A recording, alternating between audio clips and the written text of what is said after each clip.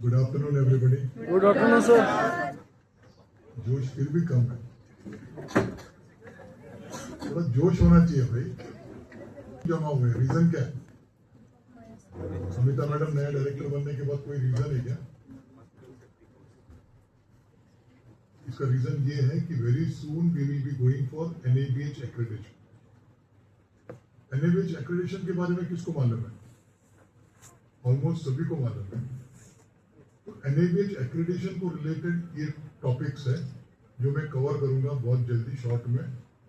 कोई एलॉबरेटेड थिंग्स नहीं है, कोई बड़ी साइंस नहीं मैं सिखाने वाला हूँ।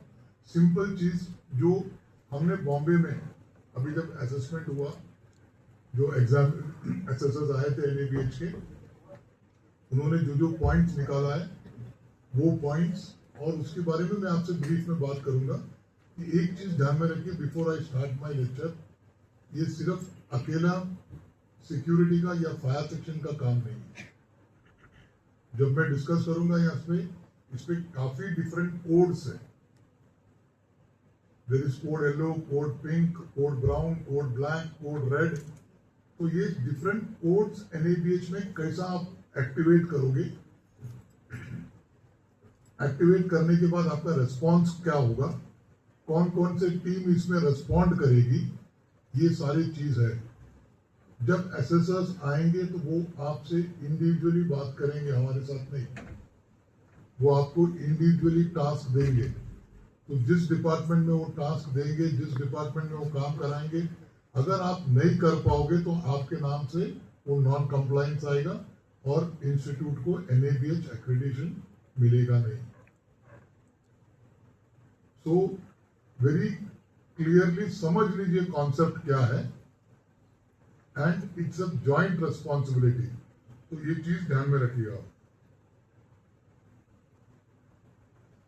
सो now the first thing is what all are the codes. जो NABH के कोड्स हैं वो कोड्स आपके स्क्रीन पे दिख रहे हैं आपको।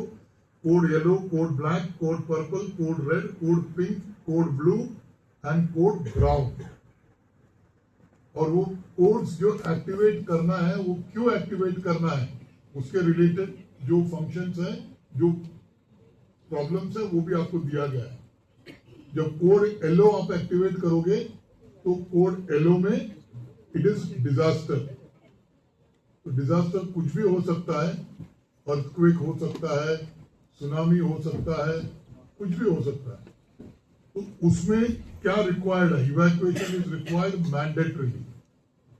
अब कितना इवैक्यूएट करना है, क्या इवैक्यूएट करना है, वहां का सिचुएशन के ऊपर निर्भर करता है। तो इसका डिसीजंस ऑन ग्राउंड जो लोग आप लोग हैं, आप लोग लेंगे इसके बारे में। उसके बाद नेक्स्ट है कोड ब्लैक। कोड ब्लैक यानी बॉम्ब थ्रेट और टेररिस्ट अटैक, इसके ऊपर है। इसके ऊपर भी रिक्वायर्ड इवैक्यूएशन प्रोसेस मैंडेटरी है। उसके बाद अगला कोड है फिजिकल वायलेंस। फिजिकल वायलेंस कहीं भी हो सकता है, OPD में हो सकता है, आपके IPD में हो सकता है, आपके कोई भी एरिया में हॉस्पिटल में फिजिकल वायलेंस हो सकता है। तो उसमें आपको क्या करना है? उसके बाद सबसे अहम कोड है कोड पिंक, मिसिंग चाइल्ड। आजकल एक कॉमन है कि हॉस्पिटल में से बच्चों को उठाया जाता है। तो मिसिंग जो कोड है कोड पिंक, उसमें क्या करना चाहिए आपको? उसके बाद है कोड ब्लू। जितने डॉक्टर्स और नर्सेस हैं उनको मालूम है कोड ब्लू क्या है। जब कोई कॉल आता है CPR का, तब कोड ब्लू होता है।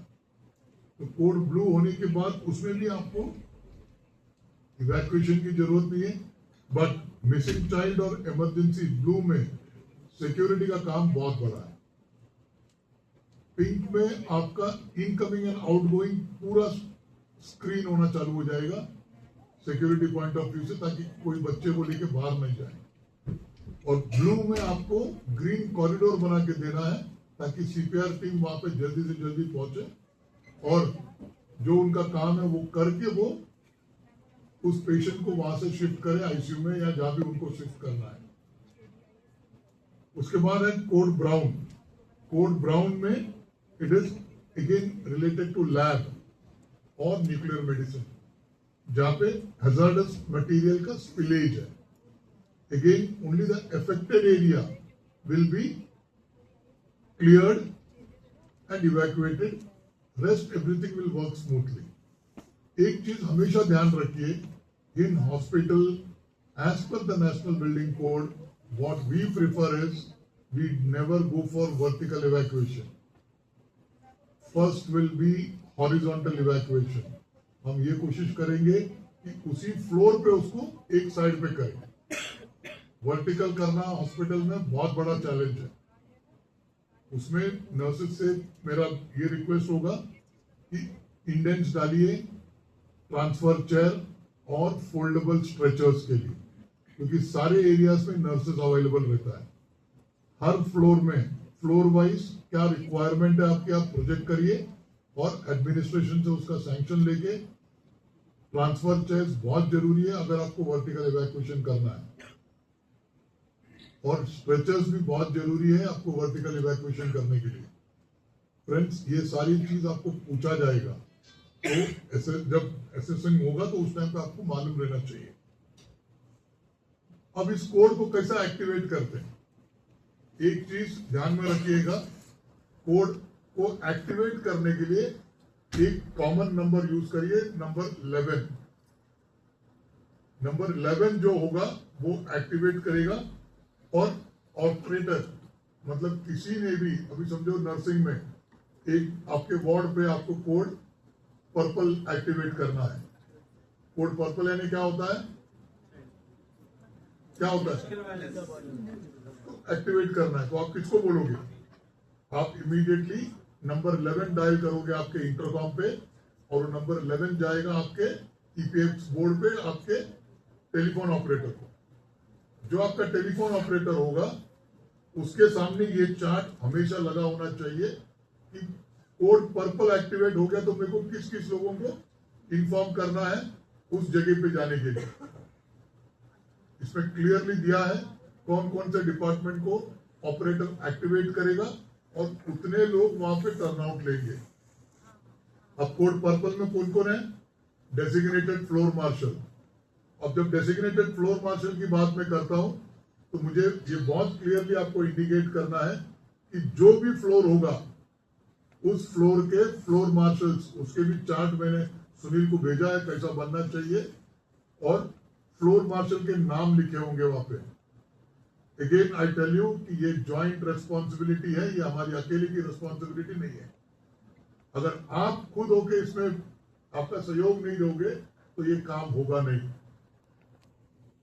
तो उसमें फ्लोर मार्शल्स है, सिक्योरिटी है, मेडिकल एडमिनिस्ट्रेशन है. मेडिकल एडमिनिस्ट्रेशन का मतलब है मेडिकल सुपरिटेंडेंट ऑफिस, और उसमें है नर्सिंग सुपरिटेंडेंट, उनका ऑफिस भी इन्वॉल्वमेंट होता है, प्लस पीआर ऑफिस इसमें इन्वॉल्व होता है कोड पर्पल में. वैसा सारे codes, code red, code yellow, code black, code pink, code purple, code blue and code brown, ये सारे जो कोड्स हैं, इस कोड्स में कौन कौन से डिपार्टमेंट एक्टिवेट होगा, कौन कौन से डिपार्टमेंट इसमें रेस्पॉन्स देगा, वो सारा चीज इसमें आपको दिया हुआ है. तो एक ही चार्ट पे आपको पूरा चीज क्लियरली मिल जाएगा. मैं रिक्वेस्ट करूंगा उस गेट पे से लोग जरा हट जाए, ताकि पे नर्सिंग इन्वॉल्वमेंट है, सिक्योरिटी की इन्वॉल्वमेंट है, ये सारी चीज आपको ध्यान में रख के आपको एक्टिवेट करना है. Now, introduction for evacuation. Introduction for evacuation. Evacuation में क्या है, मेरा फायर सेक्शन से आपसे रिक्वेस्ट है कि आप जब ड्रिल करोगे, टेबल टॉप ड्रिल हर फ्लोर पे आपको करना है, और हर फ्लोर पे आपको लोगों को बताना है कि क्या इमरजेंसी प्रोसीजर है, कौन से एग्जिट्स यूज करने हैं, कौन से दरवाजे से आपको बाहर जाना है.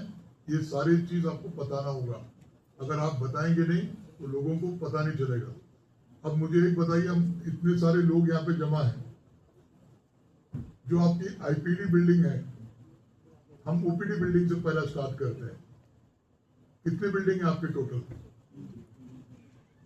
कैंपस में, कितनी महामना में कितनी बिल्डिंग है आपके, एक आरटी ब्लॉक है, एक ओपीडी है और एक आईपीडी है।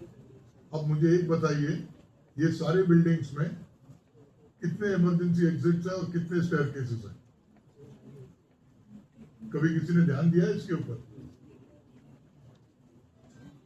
कभी किसी ने कोशिश भी की है पता करने के लिए? किया है?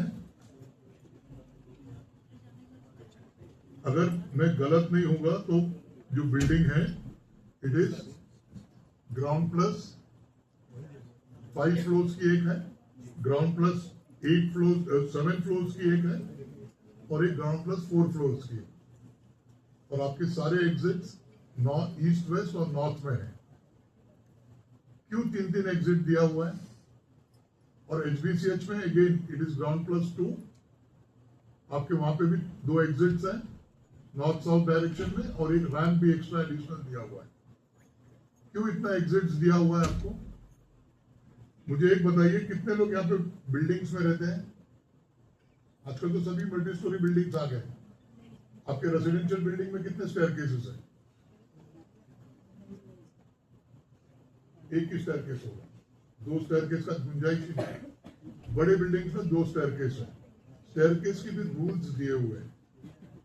If your travelling distance is more than 70 meters from the nearest point to the exit, then there comes multiple exits. तो इतना खर्चा करके बनाया आपने, कभी एग्जिट का जो ये है फॉर्मेट है वो कभी देखा है कैसा है? आपके जितने भी एग्जिट्स हैं वो सारे exits are externally made, naturally ventilated, naturally lighted. Every exit is a separate part of the building and it is not the part of the building, inside part of the building. आपके जितने exit doors हैं वो सारे doors is 3 hours fire retardant. आपके सारे exits जो है वो 3 hours fire retardant है and smoke retardant है। तो ये बनाने के पीछे कोई मकसद होगा ना, इतना पैसा खर्चा करके इतना बनाया है, उसका रीजन होगा। अगर आपको आपका खुद का एग्जिट नहीं मालूम तो आपको कौन बचाएगा? और आप क्या सोचते हो कि भगवान निचवाएगा आपको बचाने के लिए? भगवान ये बोलता है पहला तुम्हारी कोशिश करो, मैं तुमको मदद करूंगा। अब बनारस में कुछ अलग होगा तो मुझे नहीं मालूम, बराबर है कि नहीं? तो जहां अपना रोल है, अपने को अपना रोल मालूम रहना चाहिए। एग्जिट इतने बना के रखे हैं, इतने दरवाजे हैं। और एक चीज और ध्यान में रखना है कि अगर आपको आपके एग्जिट्स के बारे में मालूमात नहीं होगा तो सबसे बड़ा प्रॉब्लम ये होने वाला है कि आपसे ज्यादा आउटसाइडर्स है बिल्डिंग के अंदर। At any given time working staff से ज्यादा तो पेशेंट है। अगर आपको ही आपका एग्जिट नहीं पता तो आप पेशेंट को क्या बताओगे?